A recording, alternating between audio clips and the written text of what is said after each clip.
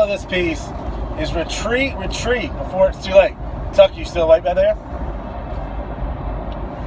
Okay, so recently we had a firm retreat a couple weeks ago, and it was nothing short of miraculous and amazing. Well, maybe 3 weeks ago on a Friday.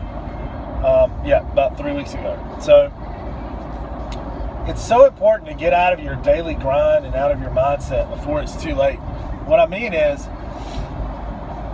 just the act of simply taking everybody out of their comfort zones, or where the stress of their job is, putting them in a totally different environment, and having a firm retreat with a leader, which was not me. I had someone come down and facilitate that, so it ran smoothly and efficiently. I talked to that person about what I hoped to accomplish before we started, and he worked very hard to really effortlessly, almost. I say hard, but it was almost effortless for him. It's a guy I've known for a long time, Bob Demers. I call him my guru. He's out of Charlotte with Coaching Works, and Bob just ran a great retreat. Took us from had everybody voice their individual opinions on multiple issues, and even if they did not want to voice their opinions, kind of allowed them to craft the discussion themselves, reach their own conclusions. And one exercise I know that was extremely important and extremely beneficial for us was, I laid out, and the first thing was we had to be very negative, which I know Bob, but it was an awesome exercise. So we went negative to saying, okay, this is why we can't accomplish our goals for 10 minutes. List off every reason why we can't accomplish our goals. Do not try to list ways that we could overcome them, but list ways that we can't accomplish our goals. The blanks with, but we can, because if we did this, or we shifted here, or we accomplished this, or we ramped up on staff over here, or made strategic decisions or moves. And so after 10 minutes, we shifted. We took a little break, talked, then shifted and came back to the table and to our group and said, okay, positive. How can we accomplish everything? Shifted into a positive role. How can we accomplish everything that we want to accomplish this year? And because we had gone through the negative, and really what that was is identifying all the roadblocks or problems, okay? That's really what that exercise does, is you identify first the problems, and then you engage in how to overcome those. And you've already really started thinking about that while you're going through the negative exercise. And in 10 minutes, we had an entire plan together with our group to how to solve all our problems, okay, and get to where we wanted to be. I am convinced that retreats are a great way to let off steam, to let people voice their own opinions, to incorporate everyone's individual personality, wishes, goals into the company, ingrain those into the company and the goals, and let everybody be invested in the goals. And that's what you want. You've got to have buy-in and culture where you work. Culture beats strategy every day of the week. That's true. If you can combine the two, I just think that's an unstoppable combination. So, we did an entire 8 hours, and it was pretty tiring and exhausting. And sometimes it was tough because people's emotions got pretty raw, and there was a lot of pushback from some people with the moderator, and who was Bob Demers, and because you're kind of pushing into people's workspace and comfort zones, and where they're used to being king, or where they really know, and when you do that, sometimes you ruffle feathers. But it was amazing. It was great. Even some of the people that were not on board with the retreat, or felt like they were, they were a little upset by some of the questions or the involvement, were the ones that I've seen blossom and grow the most coming off the retreat. So Bob shoots us out this email after the retreat's over. It says,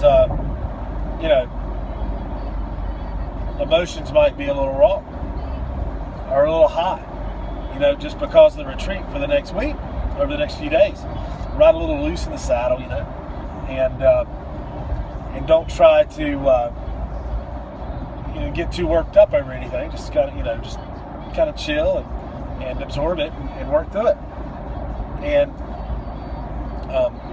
I'll tell you this: the first day coming off the retreat, the next Monday, I had one person in the office that had made an important life decision, thanked me so much for the retreat, and is going into a different role at the company a little bit, shifting roles, still with the company, but going into a different role, which was important. It was important for that person, and it was important for us because, we need her 100% engaged in the right way, in the right position, and doing, on our team. We had multiple other changes. We had another change where we shifted another person's role pretty significantly. In 1.25 miles, take exit 10B on the right to go on to US 7. All right, so we had another person where we shifted their role pretty significantly, and that was just the first day after the retreat. These were all things that we came, that ended up solving the problems we wanted to solve coming out of the retreat. And instead of taking on another person full-time in an area, it worked out that we're shifting some people around to fill a position, hiring a couple of new people. All this happened within really a couple of weeks. Essentially, I'm 3 weeks out from the retreat. Within 1 month coming out of the retreat, my firm will be put together exactly like I wanted it to be, because we wanted to tweak and make some changes and be headed like a rocket toward our goals for this year in 2016.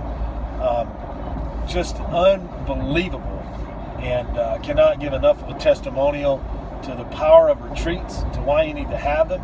So plan a retreat right away. That's your exercise. That's your to do coming out of this. Plan a retreat soon. Okay. Right now at the time I'm doing this, early enough to do it for the year. Okay. I'm going to have one mid-year too. I'm going to have a midsummer retreat. So plan a retreat because it's a pressure release. You need to get that steam out. You need to get everybody involved, or else things blow up and problems fester and really hurt your organization. That's really the power I found. And then from that, just this mystical, almost magical thing happens. And call me what you want, but I'm telling you, if you have that vision in that direction and you get everybody on board, you're going to head off like a rocket. Before I started, I said, look, Bob, I want the whole team to be invested in my goals, our goals, to know what they are, whatever that is, however they formulate from what I lay down and then what we get coming out of the retreat with everybody's input and investment. And I want us to be headed off like a rocket in the right direction, not the wrong direction, with the right people in the right seats on the bus. We were not there when we had the retreat, but now we are. Or at least we're almost there. We're headed that direction. Within 30 days after the retreat, major changes and shifts within my firm, and all for the right reasons in the right way, and just major benefits for everyone involved, as well as me, the customer, the client. It's just amazing, and I'm operating at a really high level of trust and faith right now, just in what we're doing and the decisions we're making. Very fast-paced decisions, and that was one of the things that I was wanting to do this year, is really just make quick decisions and not second guess. That's how you move quickly, and that involves a lot of trust in your own decision making and the other people you work with, which we've achieved. So first, plan the retreat. Get out of the office. It has to be somewhere outside of the office. We rented a local conference center that has a beautiful view.